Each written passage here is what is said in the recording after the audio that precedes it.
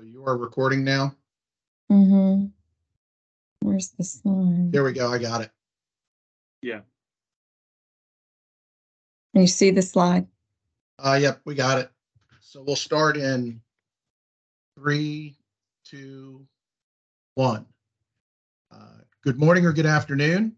My name is Jack Regan. I'm an audit partner with UHY, and we've been engaged by the city of Williamsport, Pennsylvania, to assist it in its American Rescue Plan Act, or ARPA, compliance monitoring. And in that role, we are assisting them with making sure that the monies that the city has been given by the federal government for use under the American Rescue Plan Act are being used in a compliant way and, consistent with the strategies that the city has laid out.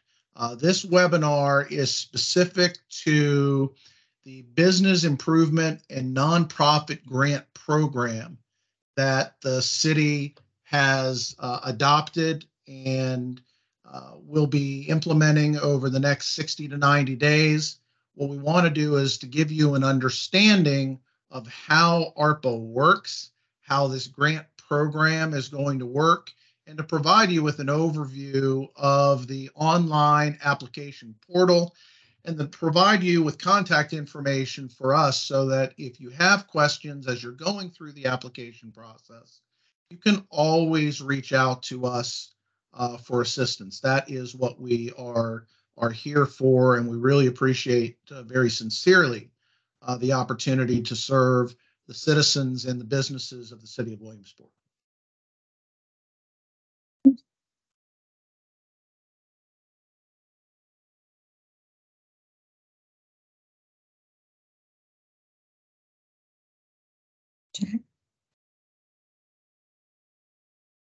So the way that this program is going to work and Claire, correct me if I'm wrong, what we've set up is a $1 million program, which is going to be split into two pieces. One is a business improvement grant program and with up to $800,000 available, and the other is a nonprofit grant program with up to $200,000 available. The business improvement grant program, an applicant can get a maximum award of $50,000 for small business improvement, as long as it is also matching each of those dollars, dollar for dollar. So if you have a $100,000 improvement and you'd like to maximize the amount from the city, you'd show up with $50,000. The city would show up with $50,000. On the nonprofit grant program, is specifically for nonprofits, providing a direct aid to the city, households, various employment programs, mental health and substance abuse programs. You can see the different types of programs that you as a nonprofit could run to get up to $30,000 worth of assistance to help you run those programs. The portal is already open. Got the portal already open. It will close on Friday, July 31st at 4 p.m. That is not 4:01. That is not 4:02. It closes exactly at 4 p.m. and there will be no exceptions. If you get your application in late, your application will not be reviewed and will not be evaluated. We're going to go through some of the business eligibility requirements and the nonprofit eligibility requirements. But the other thing to remember on this is that all the money needs to be spent by the 31st of March in 2024. And with that, I'm going to turn it over to Claire to talk a little bit about some of the technical assistance programs and technical capabilities that we've got. Thank you, Jack. UHY was hired by the city of Williamsport to provide technical assistance with regard to their ARPA funding that they received from the federal government through U.S. Treasury in two different tranches. The city contracted with us, and our whole role is to make sure that federal compliance with the U.S. Treasury final rule and the federal uniform grant guidance is followed, and that everything that the city awards and even you would receive as an award is compliant with how you are to spend ARPA funding. There's ways that would be ineligible, and once you're awarded, we will go over all that with you as a subrecipient of being a grant awardee of the city. What we do when we provide that technical assistance, we obtain answers about funding regulations, so we're able to provide guidance to the city and also to you as a subrecipient. We actually review the application requirements and help assist in draft of those to ensure that they are ARPA compliant. And then we want to make sure that any program meets the regulations, both federal and state, and also local laws, and that it meets funding eligibility. I'll give an example. If you are requesting funding for actually to actually think you're going to do a special event in which you're going to contract a band, that's considered entertainment. And under the federal uniform guidance, that is not considered an allowable cost. Anything else with regard to the event would be, because you would be, doing something, but there are certain costs that are not eligible. And I just wanted to bring that to your attention because those are types of things we can go over with you and questions you may have. So we're here to assist you. If you have any questions before you submit the application, please email us at arpaprojects@uhy-us.com. We are very happy to answer your emails. We've been getting emails already and responding to them, and we appreciate everybody being appreciative of our responses thus far to date. Yeah, and that's, Claire, I think that's going to be one of the keys is if you've got questions about, eligible businesses, whether you're eligible or not, either as a business or a nonprofit. I know you're going to go through these, but for the application portal that Alex is going to show you here in a little bit, don't hesitate to reach out through that email box. It's monitored several times a day, and we commit to getting back to you on a timely basis with those questions. Yes, thank you, Jack. So what makes you be an eligible business or an eligible nonprofit?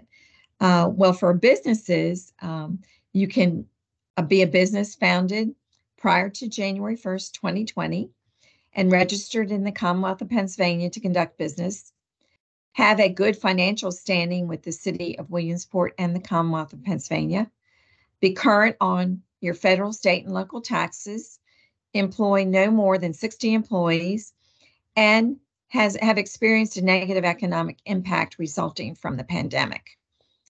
Also can be eligible if you're a business founded or in the process of being founded after January 1, 2020.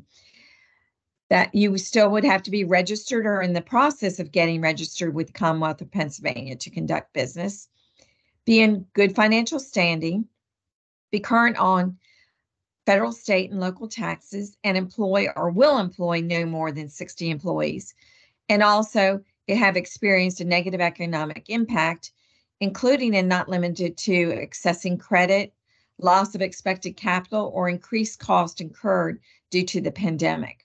There were a lot of businesses that were attempting to start up when the pandemic hit, and what happened was they lost the expected capital or the expected financing.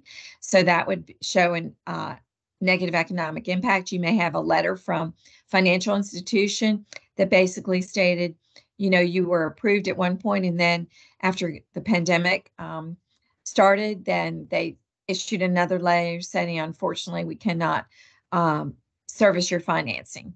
So that would be an indication that you experienced a negative economic impact from the pandemic because you had to wait to start your business. So there's also requirements for eligible nonprofits, and the nonprofits need to have a 501c3 approval from the IRS. That is usually a letter that the IRS issues. It's a determination letter that will say that you are a 501c3 and that you provided services to Williamsport residents in January 2019 and are currently providing services, or you've experienced a negative economic impact resulting from the pandemic. Other requirements that basically for eligible businesses and nonprofits, and these are for both that they must have, is a registration with SAM.gov to obtain a unique entity identifier that replaces DUNS. We've already provided the city with the information. We have a guide as to what you need to do to get registered to obtain your unique entity identifier. So that is available through the city, but for some reason, if you don't have it and you need it, please reach out to us at the email address of arpaprojects@uhy-us.com. Other requirements are retaining and having available documents that are related to the project or program that you're awarded funding for 5 years from the date of grant closeout. For example, if the grant closes out in March, and say it ends March 31st, 2024, but you don't get the official closeout letter dated until April 30th of 2024, then 5 years from that date. So you're talking about making sure you retain all your documentation until April 30th of 2029. We stress that because the federal government, through the Office of Management and Budget, could come back and ask the city for information and documentation, and then the city would have to go back to you and request the documentation. So having that readily available and retained for those 5 years is extremely important. Also, you need to have quotes and proof of purchases in the form of contracts, purchase orders, invoices, receipts, and checks or payment records available. And these would be retained for that 5-year period also. Then the city from time to time will ask for reports on progress of the project and program. So be ready to have all your data collected to show the numbers you serve, the demographics served, what the status is of your project or program. And make sure that all local, state, and federal laws and regulations are followed and that costs meet ARPA eligibility. And with any of these, if you have any questions, please reach out to UHY once again at the email address arpaprojects@uhy-us.com. Next, we're going to go over an overview of the application portal, and I'm going to turn Claire, before we move to the application portal, I just want to emphasize one thing, which is, in other communities we've been working with, quite candidly, some folks have almost treated this funding as, I'll just say, quote, free money. This is not free money. There are some nominal strings attached to it. You do need to maintain good books and records of how you have spent this money so that it is easy for us as the downstream compliance monitor to make sure that you have complied with the terms of the agreement that you are executing with the city. So it's imperative that if, for businesses, you're going to retain the records of who you paid and how much you paid them for the capital improvements to your business. You're going to maintain the documentation that shows how you matched dollar for dollar. For nonprofits, if you've used this for payroll expenditures, you're going to have documentation over the payroll expenditures. Those are baseline requirements of accepting this money. And we want to make that very, very clear to everyone before you go through the process of applying for this, getting your application reviewed, hopefully accepted by the city, and ultimately executing the legal agreement with the city where you're committing to maintain those records in exchange for getting this money to do the capital improvements or to execute the program. Yeah, and if you're, as Jack said about payroll, one of the things is that You'll need to have job descriptions. It's good to have make sure you have employee policies and procedures in place. And we're here to help assist with that also, and to ensure that you actually keep time logs or time sheets, so that for each position that is going to be paid with ARPA funds, you've got all the documentation with regard to those payroll records. So I'm going to turn it over now to Alex Hemmer to give an overview of the online application portal. And if you bear with us a minute, I'm going to have to change out sharing of the screen so that he can actually go online to the portal. Hold on, please. That was fast. We got it. Hold on. Gotta get to. Oh, no, sorry. Hi, thank you. So for the first application we're going to look at is the business improvement application. This application is already open, and it will be open until that July date. This first page here includes an overview of everything that's going to be included in the application. Including in that are eligibility, things that are allowable, eligible projects such as interior improvements or exterior improvements, the awarding of the funds and the funding information. These are just some broad definitions that are going to be included in the application later on, and then also for your reference. The eligibility, which Claire mentioned before, for businesses, there's businesses founded prior to January 1st, 2020, and then businesses founded afterwards or in the process of being founded. These eligibility requirements here are also included on this application. The application submission period, as was mentioned, is already opened and goes until July 31st at 4 p.m. The applications are not going to be reviewed on a first come, first served basis. They will be reviewed holistically as a whole once the submission period is closed.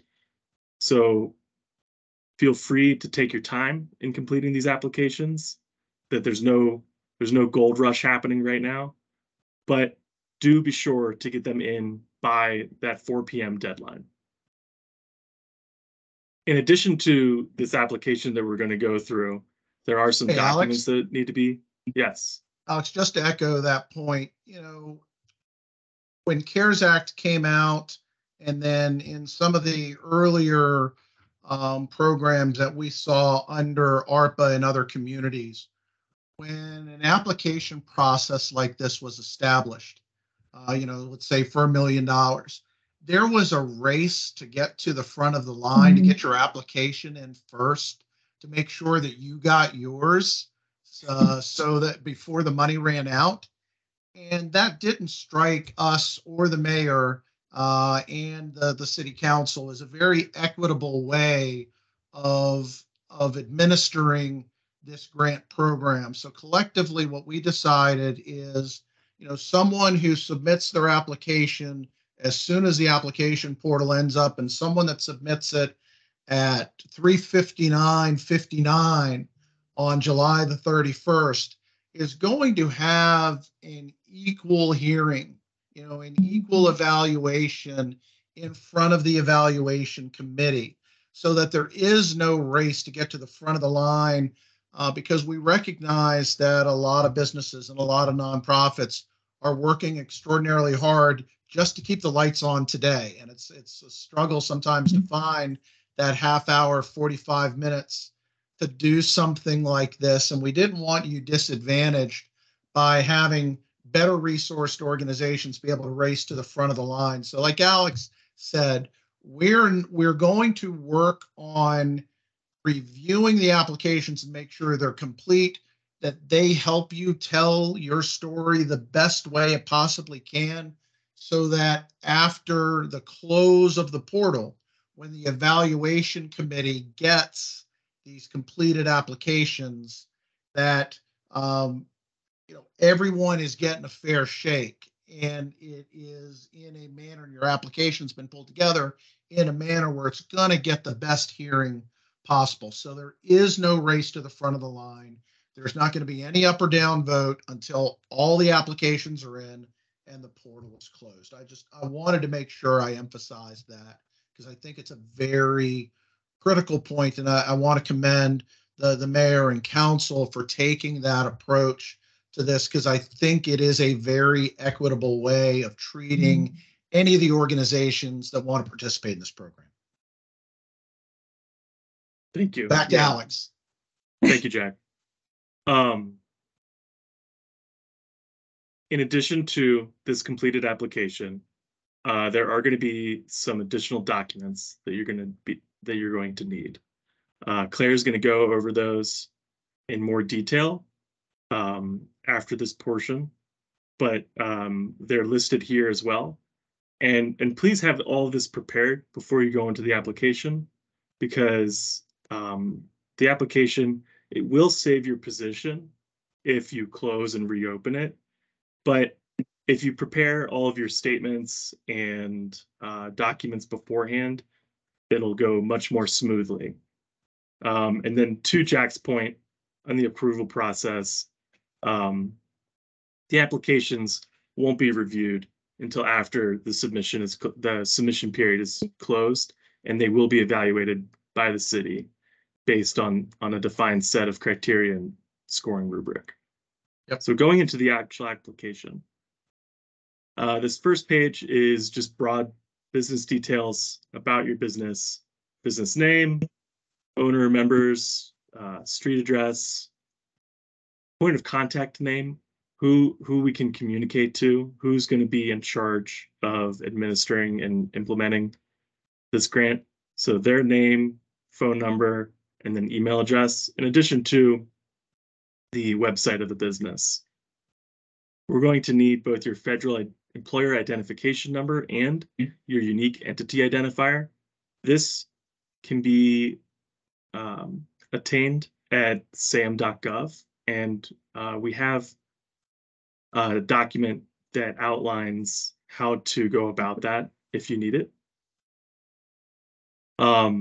And then there's going to be some more general business details asked here. The when the organization was incorporated or registered, how long it's been in Williamsport, and how long it's been at the current location. Does your business own or rent its location? The organizational structure of the business, number of full-time employees at January 1, 2019, and then number of full-time employees currently on payroll. And then a brief description about your business and its product or services. If you're a new startup business, you may not have any employees to, and it may just be one yourself. But one of the things you need to do is ensure you complete. If basically number of full-time equivalent employees, so January 1, if you didn't have any, you would at least put a 0 there, put something in there, because if it is left blank, it will be considered an incomplete application. Yes, and all of these questions with an asterisk are required to be filled. Okay, when you get to the bottom of this section, you can click next to go forward. Here are some more questions about the business operations, including gross income over the following years from 2019 going forward. And then, is your business currently in good standing and current on all tax obligations with the IRS, the City of Williamsport, and the Commonwealth of Pennsylvania? You're given an opportunity to explain that here. Are there any outstanding liens or judgments against the business? If yes, there's an opportunity to fill that out here. And if no, please explain as well. And then list any other funding sources and amounts the business has applied for, including PPP loans, EIDL loans, restaurant revitalization grants, donations, etc. And then provide details as to the program and the amount. Again, you have to put something here, and so if none of this applies, feel free to put not applicable. For the project or program that you're requesting funds for, include the amount of funding that you're requesting, and then the total cost of the improvement, and then a description of the proposed improvement. In a narrative form, describe how you will use the funds and be as specific as possible. And then also, we need a budget included. So provide a budget detailing the intended use of the funds, including the required match. Again, it's a 50-50 match. Here, please include a timeline, including the anticipated timeline and the completion date, and then indicate whether the improvement is ready to begin, and if not, describe the remaining steps needed to be completed before the improvement begins. Right, and we'd want to make sure that you're aware that completion date, because the city has determined the March 31st, 2024, that you wanted to make sure that what you're funding, if it's for use of ARPA funding, that you have going to expend all those funds by March 31st, 2024 to meet the city's deadline. The other thing too is to be as short and sweet as possible with your wording. Anything that's lengthy gets lost in translation for those of us that are technical reviewers. It takes longer, and sometimes there becomes a lot more questions because you mentioned five different items that may not be exactly what you're going to do. So it can become confusing as to what exactly you're doing. So be very clear and understood, as if you were going to tell your story you're on an elevator and you got 3 minutes to tell somebody what you're going to do. So you're not looking for war and peace, Claire? No. Thank you. For the required documentation for the business application, you're gonna have to submit this completed application, a copy of the Commonwealth of Pennsylvania status letter of good standing as an existing business, a copy of the official registration or registration application for the Commonwealth of Pennsylvania as a new business, and tax returns for 2019, 2020, and 2021. And please redact any personal information, either digitally or manually. Just make sure that personal information is redacted. To submit these documents, you're going to click here on this link here. Go back, actually, so we save that. This takes you to a Google form document. Again, here listed are the documents we want attached. We're going to include your email here. This allows us to tie it back to the application, as well as if at a later point you need to modify a document that you send, or you want to send a different document, you'll be given a receipt of submission when you submit this. So you can say, send me a copy of my responses here. And when you submit, you'll receive a receipt in your email that will allow you to, at a later point, reopen that and make any modifications or add additional documents. The same timeline for this submission of documents applies as to the overall application. So if you're getting that in, it closes at 4 o'clock, the same as the rest of the application. Here, you'll be able to click to add a file. You can upload from either, if you use Google, from your Drive or from your desktop. And that applies to all of these. And you'll be able to attach multiple documents for the ones that require it. Once you submit this, you can go back to your application. And there's going to be some affirmations and acknowledgements here. Please read through this and select yes. if you affirm and acknowledge those statements. And then additionally, there's a certification that you certify this above text. Again, after clicking yes, you can write in your name here as a signature, including a date, and then include your name again and title. And this should be the contact person that was earlier in the application. And this is the end of the business application. The nonprofit application is very similar. Once you click on the application, you'll be brought to this overview page. This includes, again, definitions, funding information, some eligibility information. The submission period is the same, ending on 4 p.m. at July 31st.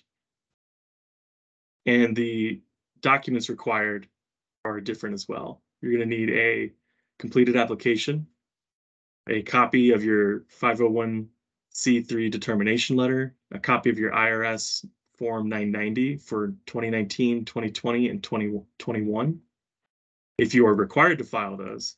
And if not, you can also provide income statements for 2019, 2020, and 2021. Additionally, the same as the business application, these will not be reviewed until the end of the application submission period. For your nonprofit details, similar to the business application, you're going to need the name of your organization, a brief description of the mission of the organization, the federal employer identification number and the unique entity identifier,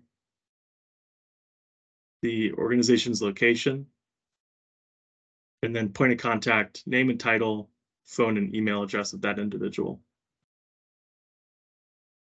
For the program proposal, you're going to request the amount for your funding request, the total cost of the project, the program details, the population served, including approximate number of households anticipated to benefit from the project or program, and then the goals and outcomes described as well. We ask that you outline how you will reach out to the targeted population regarding the program and how you will recruit their participation. A budget justification, including a breakout of how the requested funding will be used and the total budget detailed for the program. A timeline for the project, including a completion date. And any partnering organizations, please list them and describe their participation or financial contribution to the program. We also ask if you have applied to or received ARPA funding or any other government COVID relief funding. If yes, please describe. Bear in mind, the duplication of funding is not permitted. We ask here, is the organization in good standing and current on all tax obligations with both the IRS, the Commonwealth of Pennsylvania, and the City of Williamsport? And then you're given an opportunity to explain. Alex, required documents. Yes. Alex, just to go back a second, we know many of our nonprofits get federal grant funding. The intention of this grant program is to supplement any grant programs that you may currently participate in, not to supplant them. So what you would need to do is to demonstrate in this application that, let's say that a position was 50% grant funded, this might assist in the other 50% that you're having to come up with, but you could not substitute this for the 50% of the grant program that you've already got something for. So the key words here, and I know a lot of my nonprofit brethren understand the technical terms here that I'm saying, but this is a supplement, not supplant type program. Thank you. Similar to the business application, you're required to submit these additional documents. You can follow the form link here.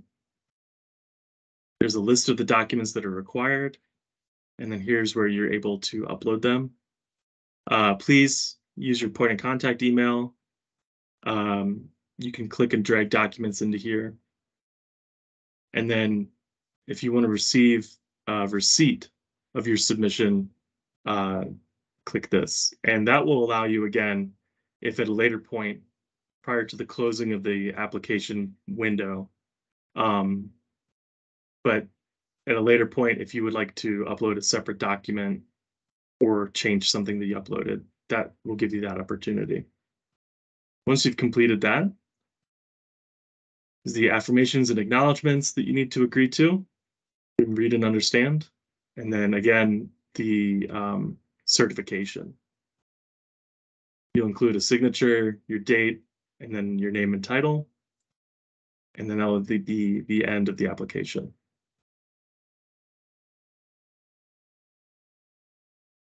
Going back Make to sure Claire. you always hit the submit buttons when you, if you're Yes. completed, please make sure you hit submit on both the document upload and also the applications. Yes.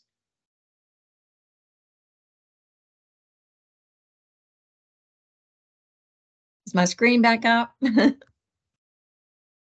Not yet. Not quite Okay, yet. let me get it back up. Sorry about that, Share, everybody. that's all right. And similar to before, if you have any questions about the application, send an email to arpaprojects@uhy-us.com.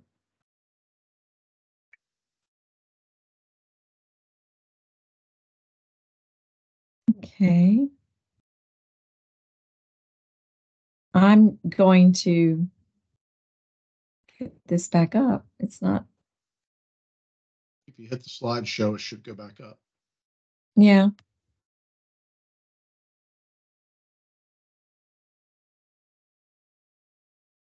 Not sure what's going on there. From the current slide on the left. Yeah, that's what I'm.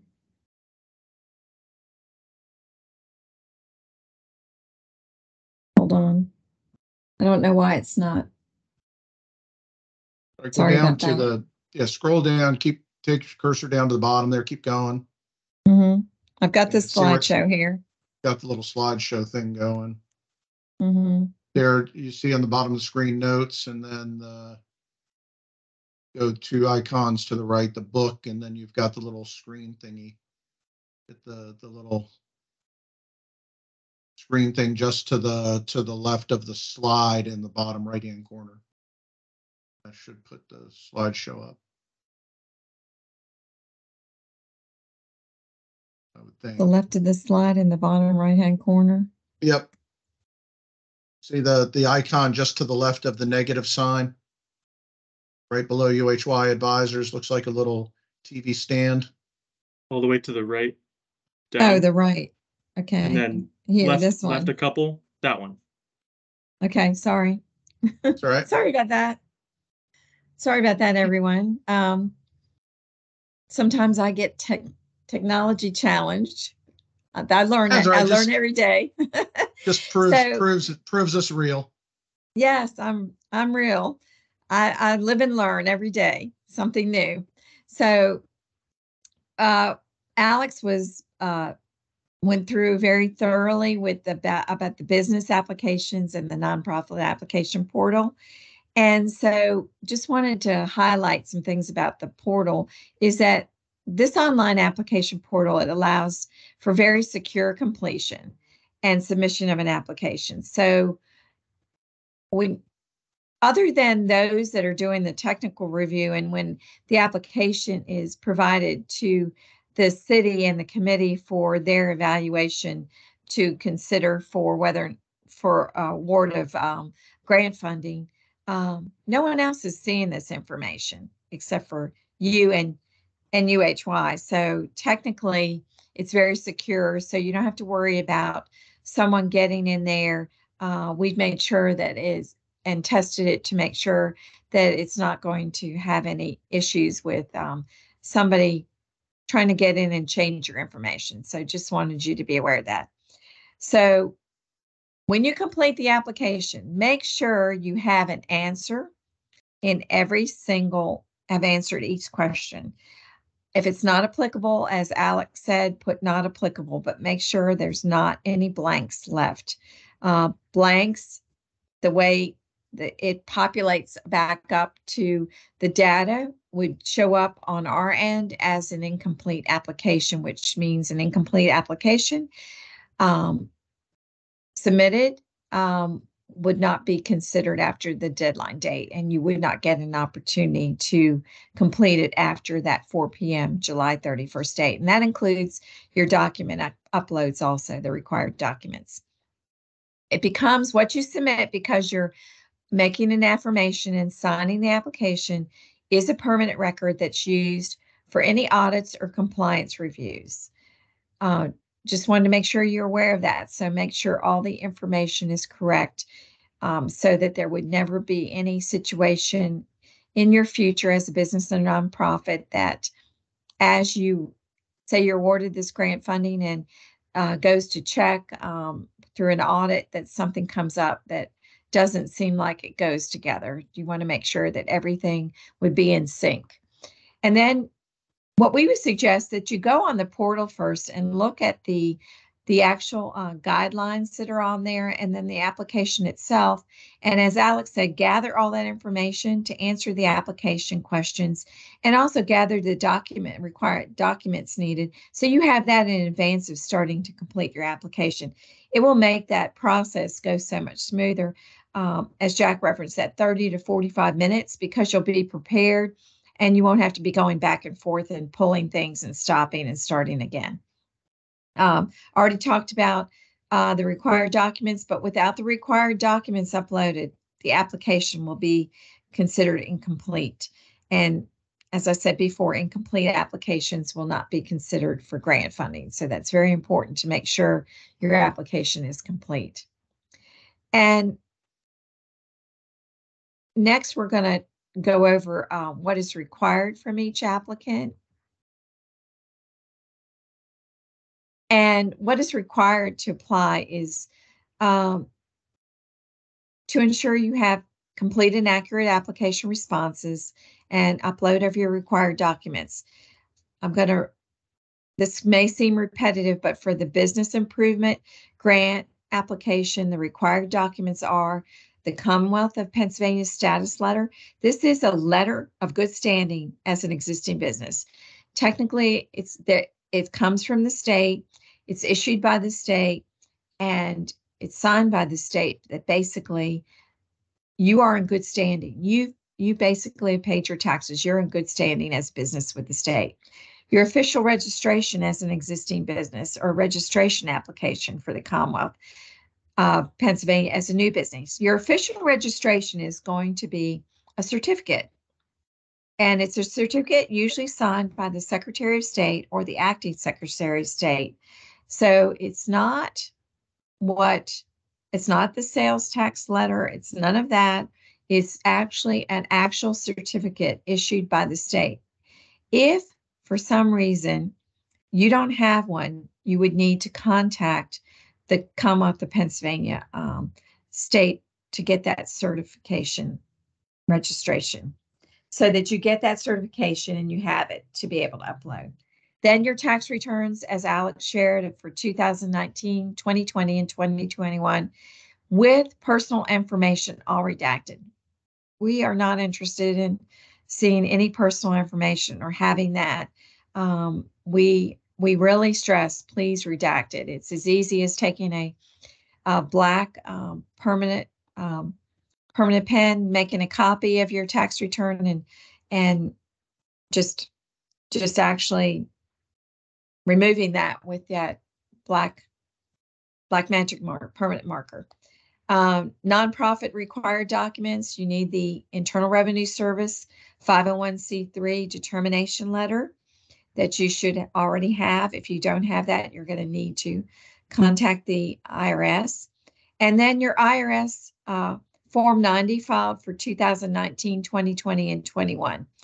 Not your 990N postcard if you're less than $50,000, normally you would file a postcard. We are talking about the actual forms that are filed with the IRS. If you're not required to file a 990, or you just file a 990N postcard, then you need to submit a copy of your income statement for 2019, 2020, and 21. So we provided here a list of the business improvement and nonprofit application and document links. The business improvement program links has the grant guidelines and the application at one link. And the second link is the retired document upload. And then the nonprofit grant program links are similar, the grant guidelines and application on one link. And we've actually got them as hyperlinks, and then the required document upload, that where you would go to upload your documents. And that is the end of our presentation. Like I said, we welcome questions that we're happy to answer through our email address. And I don't know, Jack, if you wanted to give a closing. Yeah, I was going to say just a couple things. One, the offer again is very sincere. Let us help you through this process. That ARPA projects at uhy-us.com. We monitor that email address very consistently. So that's the best way to get in touch with us. We'll set up a time to talk to you, and we will, get through your questions. Second thing to emphasize is that there will be no decisions on the applications made until after all the applications have been received. So don't be expecting anything on this at the end of this process until August or September. And then, finally, again, ARPA projects at uhy-us.com. If we haven't said it one too many times, maybe I just did finally, but we appreciate the opportunity to serve the businesses, the nonprofits, and the citizens of the city of Williamsport. And we look forward to working with you on this important project. Thanks for your time and best of luck. Thank you. And we can cut. Go. Good job, guys.